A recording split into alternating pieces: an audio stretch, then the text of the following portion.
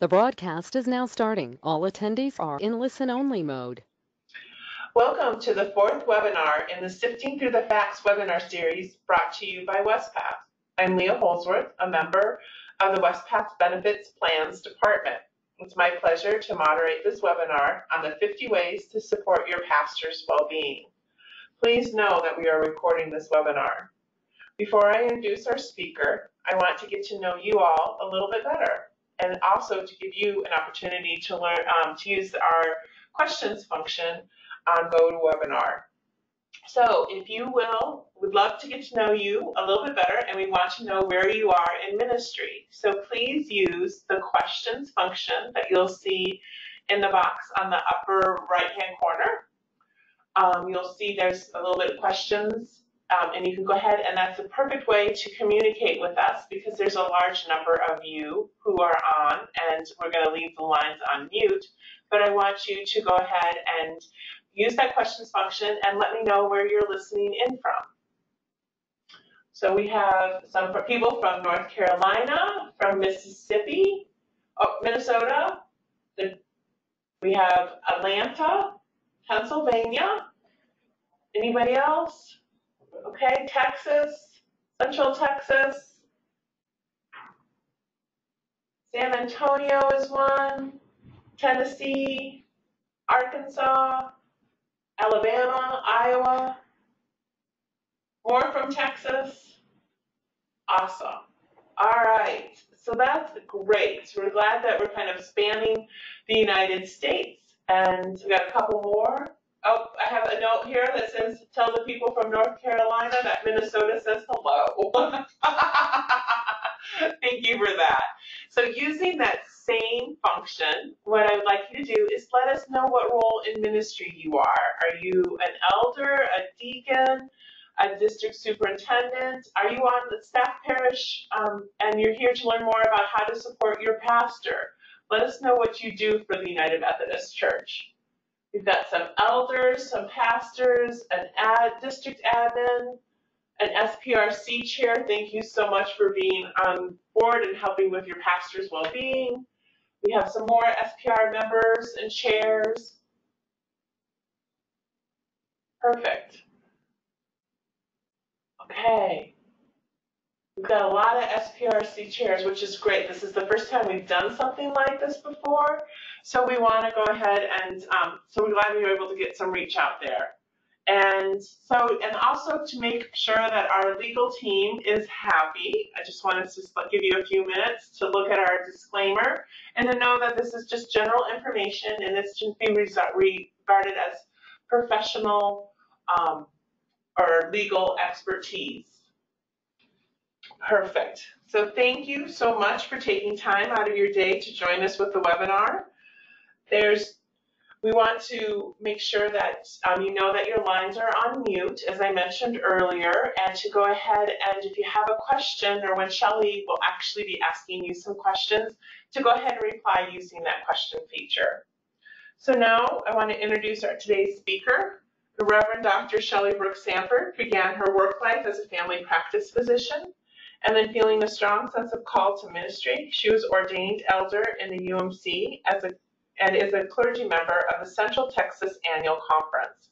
She has 20 years of experience serving as a lead pastor for local churches of all sizes, from small rural churches to the large suburban congregations. Shelley also served as a district superintendent in Central Texas, supervising pastors and working with pastor-staff relations committees to develop strong partnerships for effective ministry.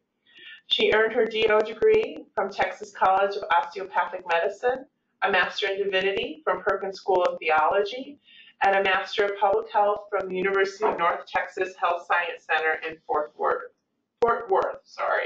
Shelley joined Wespath in 2012 and currently serves as a Population Health Manager in the Benefit Plans Department, combining her health and church background in a focus on health and well-being for her clergy and the church at large.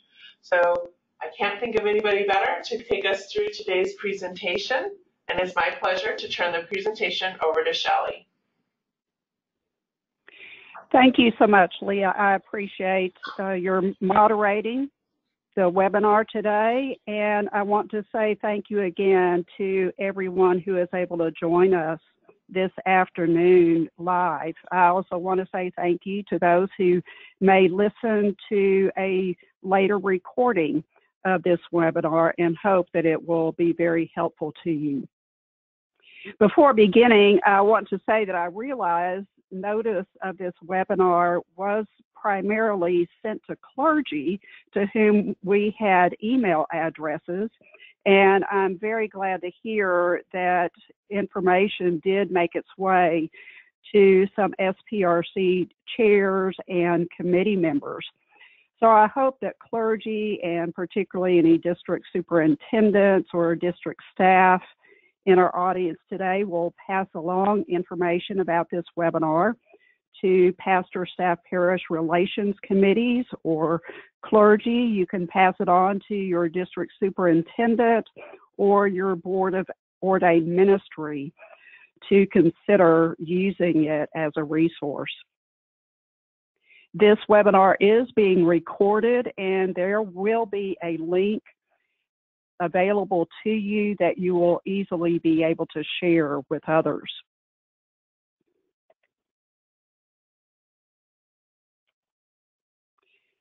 In terms of what we're going to be covering today, I'll first answer the question, why focus on your pastor's well-being? Why is it important?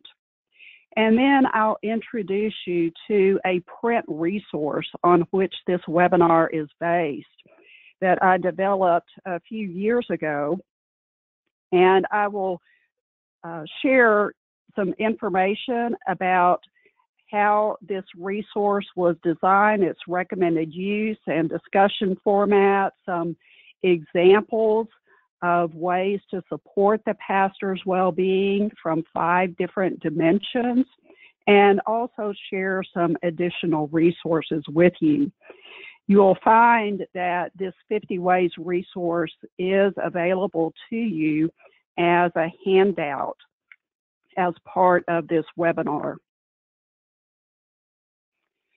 But first, the question, why focus on your pastor's well-being? Well, I think it just makes sense that good health and well-being are essential to a long-term, effective pastoral leadership in any church role. Some might think, well, isn't the pastor supposed to be taking care of us, the congregation? Well, that is one piece of a pastor's role. At the same time, the members of the congregation are also ministers called to care for one another. In addition, the first responsibility of the PSPRC committee, according to the Book of Discipline, is to encourage, strengthen, nurture, support, and respect the pastor or pastors and staff and their families.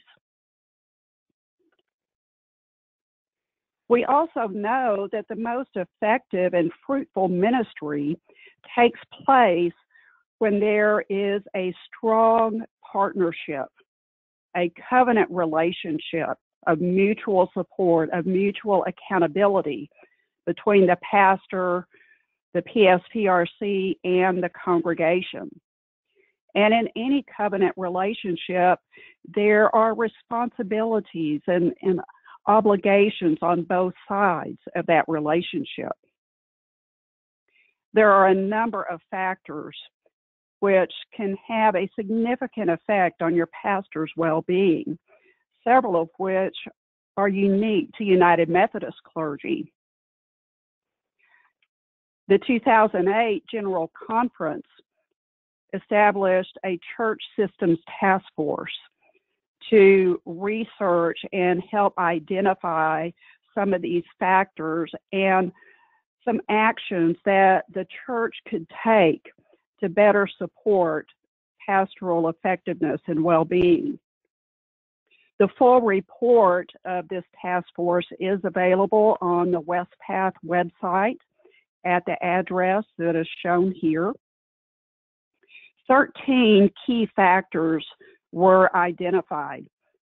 as a part of this study, which have a significant impact on clergy health and well-being. And the Pastor Staff Parish Relations Committee is able to have an influence on several of these factors. Some of these factors include overall job satisfaction, the relationship with the congregation. Is the committee and the congregation itself and the pastor working together to help establish a trusting relationship of mutual respect and cooperative ministry? Work-life balance. It's not unusual at all for pastors, particularly lead pastors of a congregation, to spend 50 to 60 hours per week in ministry activities, sermon preparation, committee meetings, visiting members, planning future ministries.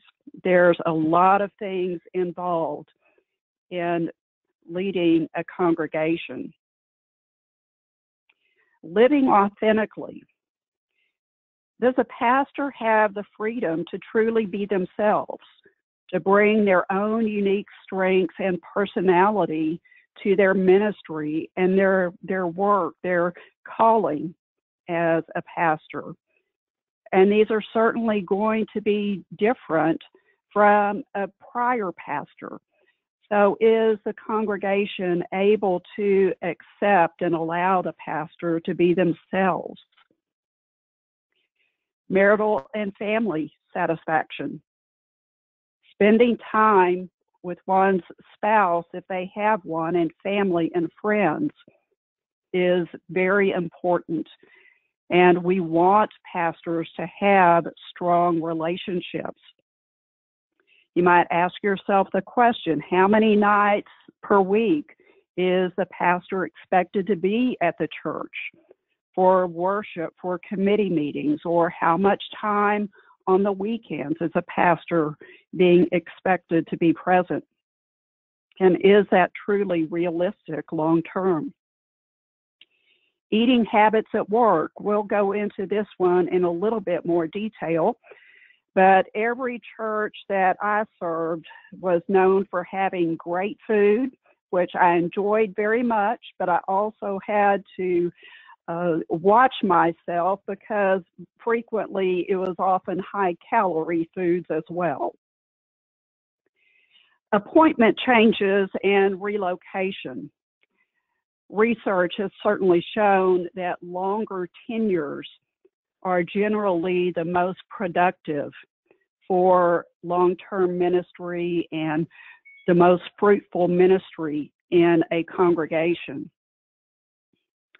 Relocation and appointment changes are certainly stressful for the pastor and their families as well as the congregation. And it takes time and an intentional effort to let go of a prior pastor, to let go of a prior congregation, and to open ourselves up to new relationships and building strong relationships for a productive ministry.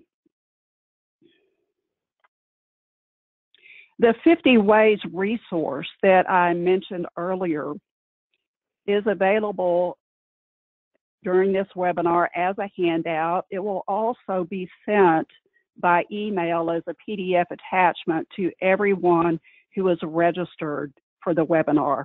And it is also available on the Wespath website.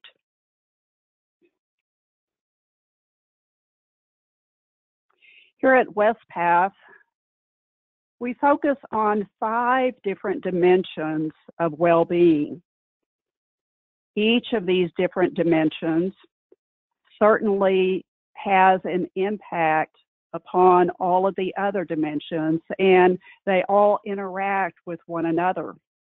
But we have chosen to break down overall well-being into the 5 dimensions of physical, emotional, spiritual, social, and financial well-being.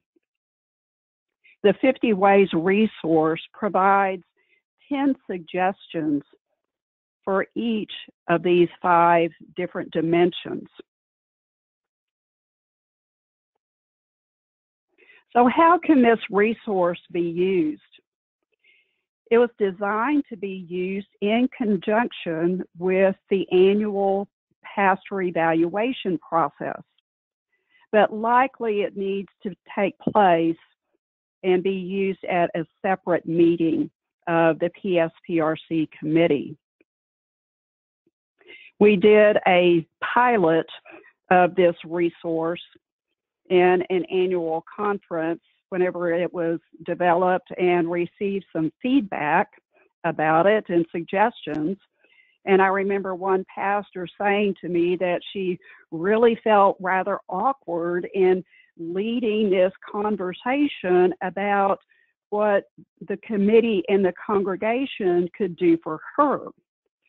So I knew it was important to stress the importance that the discussion really should be facilitated by the PSPRC chair or another member of the committee rather than the pastor themselves, to allow the pastor to be an active participant in the congregation and not needing to facilitate the meeting itself. Please use this resource as a tool for constructive dialogue to help identify some specific ways the PSPRC and the congregation can support the pastor or pastors for their most effective ministry. Whenever you gather to meet to use this resource, you can begin by simply introducing the overall purpose, which is to help identify ways that the committee and the congregation can help the pastor to truly be at their best.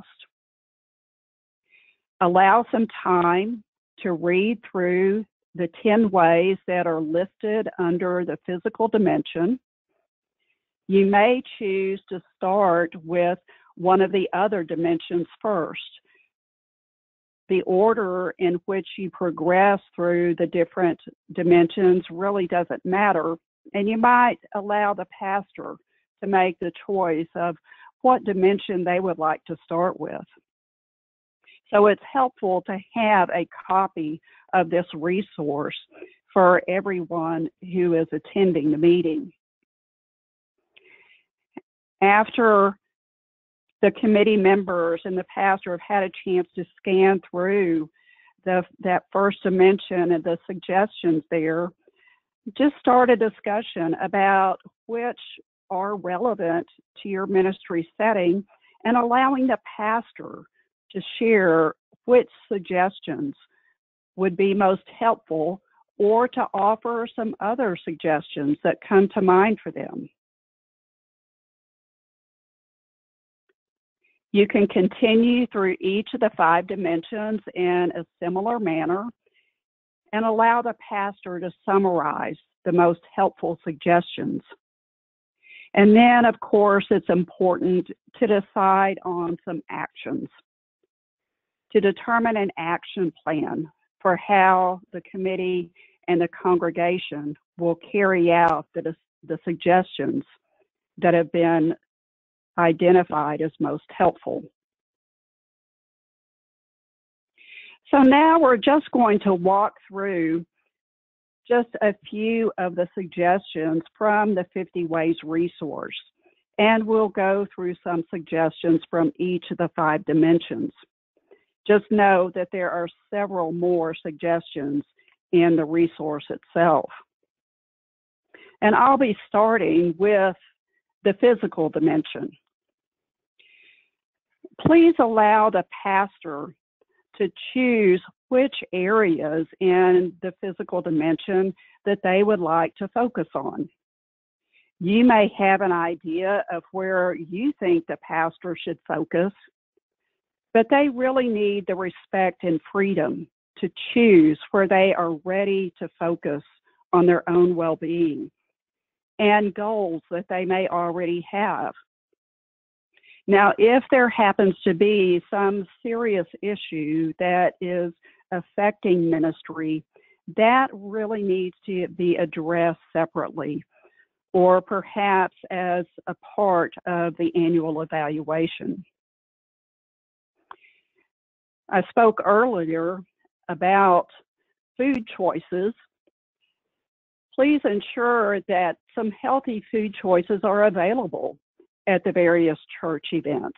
And this is important not only for the pastor, because they are so frequently there, but it's also better for your church members as well, and can truly be an act of hospitality to those who may have dietary needs because of diabetes or heart disease or other dietary restrictions. It can be tempting to express appreciation to your pastor by bringing them sweets. And I remember one time a woman in the congregation who baked this cake for me, and she brought me this beautiful, wonderful cake, and it was a whole cake, and she came and set it on my desk just for me. And I did appreciate it so much. And fortunately, I was able to find some other people to share it with, to also enjoy her wonderful gift of cooking. Be sure to correct any parsonage, office, or other physical environment issues in a timely manner and with input from the pastor.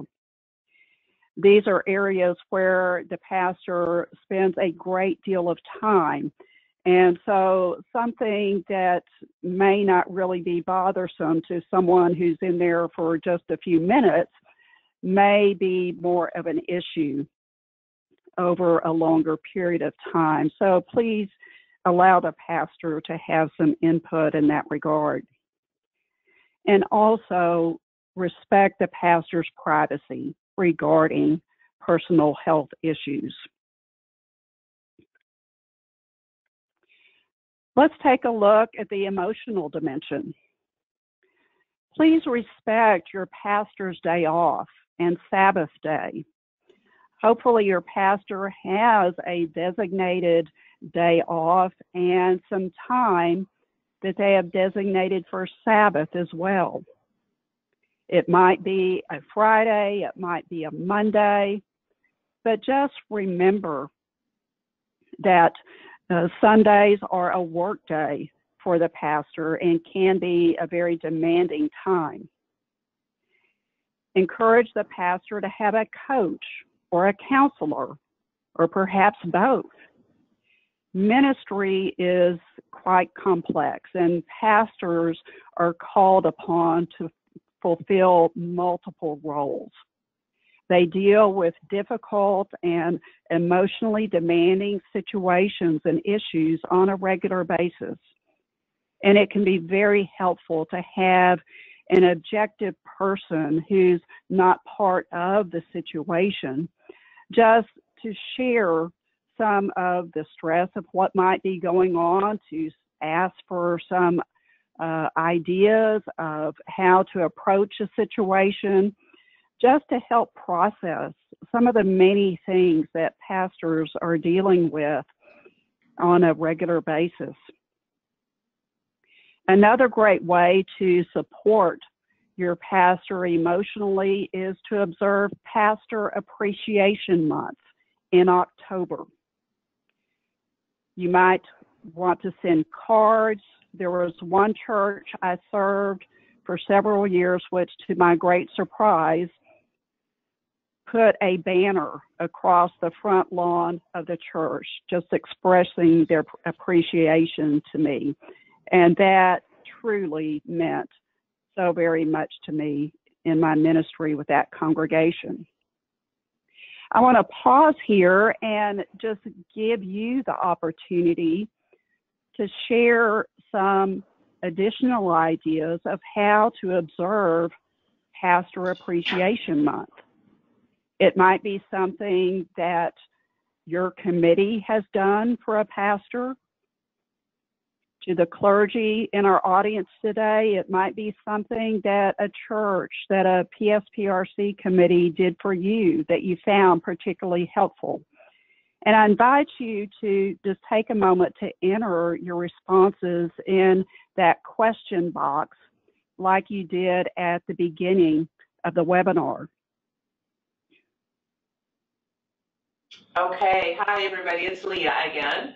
So one of our responses that we had are gift cards to go out to eat or to a movie, which sounds lovely, and what a great way to add a little relaxation into your clergy's life, to build that in and make it easy for them to do that.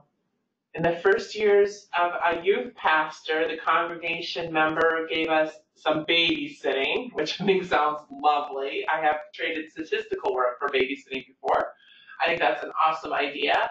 To find a guest preacher for one Sunday in October, giving that clergy off a Sunday during, of supporting and encouraging your pastor or recognizing your pastor in the month of October. Do we have any others that anybody else would like to share? Here's a good one: Sunday worship and a shower with tokens of appreciation from each member or area of ministry. That sounds great too. Thank you so much. Those are some wonderful ideas. Gift cards, babysitting, a guest preacher for them to be able to take off a Sunday. Those are some wonderful suggestions, and I'm sure that you might be able to think of others. Another way to support your pastor and the emotional dimension is to be sure to discuss any conflicts or disagreements first with the pastor directly and confidentially. Particularly as members of the PSPRC committee, you might have members who come to you and share a concern. And I so appreciated it when the members of the committee would direct that individual to please come and talk with me directly, or would offer to go with them to talk with me. Pastors often are required to make some difficult and sometimes unpopular decisions. And I so appreciated it whenever members came to me, whenever they disagreed or didn't understand something, and gave me the benefit of the doubt and the opportunity to clarify or to give more information. That was really an act of just respect and consideration for one another that we should really observe at all times with Christians and with others. Well, the spiritual dimension.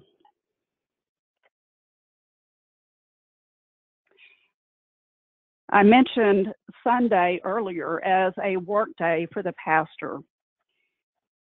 It's not really a time that they are able to truly observe Sabbath rest, and it can be very demanding, physically, emotionally, spiritually, leading multiple worship services often, plus committee meetings, leading studies, other events during the day. Sundays were frequently definitely my most demanding day. Encourage the pastor to have a prayer or reflection time as part of their workday. I remember one time calling a pastor colleague, and the receptionist said, well, he's not available right now. He's in his prayer time. Would you mind leaving a message for him? And I just thought, wow, that is great. And I applauded him for doing that and shared my thoughts with him later. And I was more than glad to leave a message. And it just helped me to understand the importance as a pastor of just taking a little bit of time out during the day just to pray, to reflect, to get centered again. Also, it's so important to assume that your pastor is a committed Christian when discussing theological issues or differences.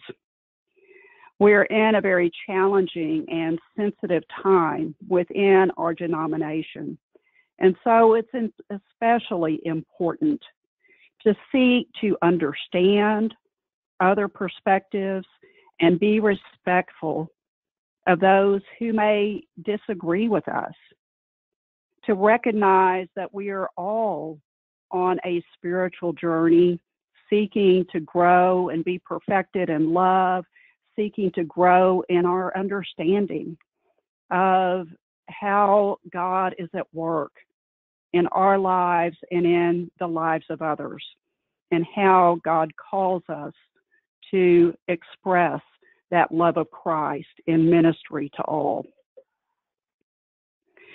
Also encourage your pastor to participate in spiritual retreats and renewal time. Paragraph 350 of the 2016 Book of Discipline encourages a renewal time of 4 weeks every 4 years. And this is not to be counted as just extra vacation time, but truly a time out, a renewal time, a break from the ongoing demands of weekly sermon preparation, committee meetings, other ministry planning, and having this time apart, this time out, can truly refresh one's ministry and help to prevent burnout as well.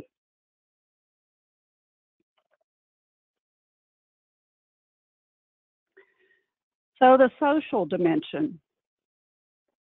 Encourage and understand that your pastor may want to spend time socializing with others outside the church family, whether it be part of a special interest group, a sports league, or a hobby group. I found it very helpful to me to have that time to be able to step outside of the pastoral role for a while and just be a regular person. And I would often not tell the people with whom I was interacting what I did for a living unless they specifically asked me, because it was nice to just be able to step out of that role for a little while and just interact with others without always being in that pastoral role. Also, respect time that the pastor has set aside to spend with their spouse, their family, and friends. Again, we want them to have strong marriages if they are married, strong relationships with their family, with their children, so that they can help to be an example and help be a model of the importance of putting priority and time into those relationships. Also, be sure to avoid unrealistic expectations of the pastor's family, whether this might be a spouse, perhaps some expectation that they almost serve as an unpaid additional staff person who is expected to be available to teach Sunday schools or fill in for other volunteer opportunities on a moment's notice. Be aware of any unrealistic expectations of the pastor's children, if they have children, that they are always perfectly behaved. So just be aware that the pastor and their family are real people also. And here's another suggestion for pastors who are single, to please avoid the temptation to try to set them up on a date with someone. I spent much of my own ministry as a single woman and can speak to how awkward it can be if there was someone in the congregation trying to manage your social life or set you up on a date with someone. It can really put the pastor in an unfair and awkward position. In addition, pastors need to be very careful not to date someone for whom they have pastoral responsibility. And be sure to respect the pastor's privacy and autonomy in any dating relationships.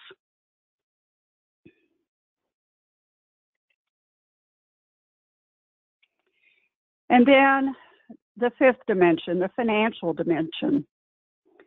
Please ensure that all paychecks, reimbursements, pension, and other benefit payments are made on time. I certainly know that there are times of year when church funds can be low, and it's really unfair to ask a pastor to wait for a paycheck or for a pension payment to not be made on time, because a pastor can then miss out on valuable interest whenever those pension payments are not made. Also recognize that many pastors, particularly early in their ministry, may have student loan debt that they are paying back. Their spouse, if they are married, may need to work also or may want to work. Spouses certainly also have their own callings and work that is rewarding to them as well. As outlined in the Book of Discipline, be sure to budget adequate funds for continuing education and attending the required annual conference meeting each year. It's also important to be aware of unique tax laws for clergy. There are IRS laws specifically for clergy, and some even unique to United Methodist clergy, that can allow the pastor to structure their compensation in a way that works best for them and their life situation, that also meets IRS requirements. This might include an accountable reimbursement plan, a housing or parsonage allowance, a flexible or medical spending account. It can vary somewhat according to the benefits available within your annual conference.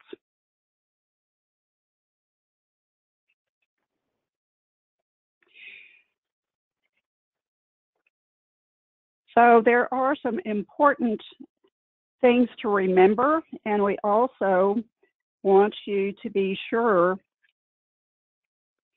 to come to a summary and action plan at the end of your time together, allowing the pastor to summarize the most helpful suggestions, perhaps deciding on one or two action items from each dimension.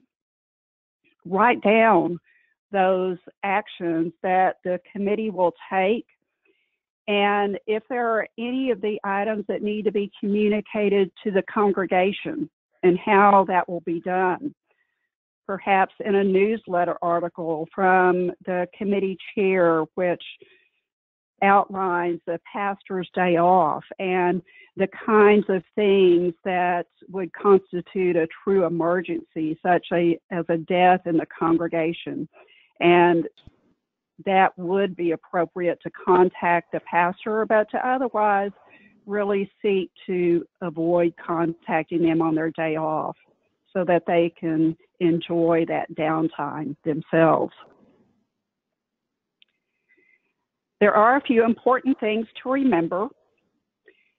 The annual required evaluation of the pastor that is provided by the conference usually focuses on the pastor's performance and what the pastor will do to grow and strengthen their ministry. But this process that is outlined in the 50 Ways conversation in this resource focuses more on what the PSPRC and the congregation will do to support the pastor to help them be at their best. Remember that this resource is not a prescription for all settings, and not all of the suggestions will apply in all ministry settings. But please use it as a conversation starter for effective ministry. Some additional resources include the Wespath Benefits and Investments website, particularly wespath.org/benefits, and also the website for the General Board of Higher Education and Ministry, gbhem.org. And there are also some additional resources listed in the 50 Ways resource itself. I want to thank you so much for your time, and in a moment we will have a chance to address any particular questions that you might have. All right, thank you very much, Shelley. This is Leah again, and we had a couple more ways to really support or recognize your pastor that I want to share before we go into the next webinar series. But one was honoring his birthday and surprising him and his family at different times throughout the year, just not during Pastor Appreciation Month. And then also spending time in prayer with your pastors weekly and leading worship several times during the year so that they can have some time off. And having the Sunday students make a gift is another suggestion. So that is awesome. So before we close or open it up, I can actually open it up for questions for Shelley. I do want to go ahead and let everybody know that we have 2 more webinars coming up in the Sifting Through the Facts webinar series. One will be Tuesday, October 29th at 2 p.m. And this one is for everyone who is in HealthFlex Exchange, the medical insurance program through Wespath. And it's going to be focusing on tips for making the healthiest choice for you. And then we have one on Tuesday, November 5th at 2 p.m. and it's Financial 101. So this is financial well-being has its own language, and this webinar will help take the mystery out of some of that language, so you get a better understanding of what different things like stocks, bonds, annuities, and all those types of things are. And you can register for them by going into wespath.org and then just put Sifting into the search box, and they will all show up. And then if you do have retirement funds with Wespath, we do have a couple of other upcoming webinars as well. Next week on Tuesday, the 23rd at 11 a.m. and then Thursday, we'll be repeating the same webinar on Thursday, October 24th at 2 p.m. We'll be discussing the United Methodist Personal Investment Plan, or UMPIP. And then on Tuesday, November 19th at 2 p.m. will be a pre-retirement webinar. So we have those available. Those webinars you can find by going on to wespath.org and clicking on the events tab, and you can register for them there. So that's, so I want to say thank you to everybody. And if you have some questions, please put them into the chat function or the question function that we've been using. I will let Shelley know, and we can go ahead and let her answer any questions that you may have. So we do have a couple of thank yous, and so we do appreciate everybody who was on board. And I know some of you are thinking and praying thoughtfully about becoming part of their church's SPRCs, and we want to make sure that hopefully this webinar helped you a little bit understand part of your role and ways that you can support your pastor. All right. Okay. All right. Okay. We did want to know, somebody wants to know what the support documents are. So what I'll be sending out as soon as we get the link to this webinar, I will send everybody who is on an email. It will have the link. It'll also have the 50 ways to support your local pastor's documentation.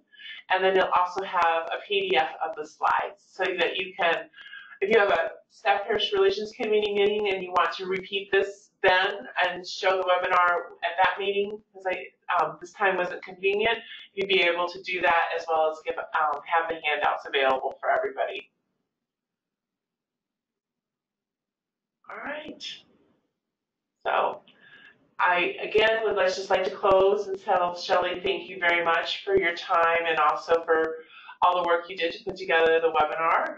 It was very informative and very helpful, and I also want to encourage all our participants to share it and to use it as you feel is needed, and be able to get some great ideas and share them with your staff parish relations committee as well. So thank you, everybody, and have a great rest of the afternoon.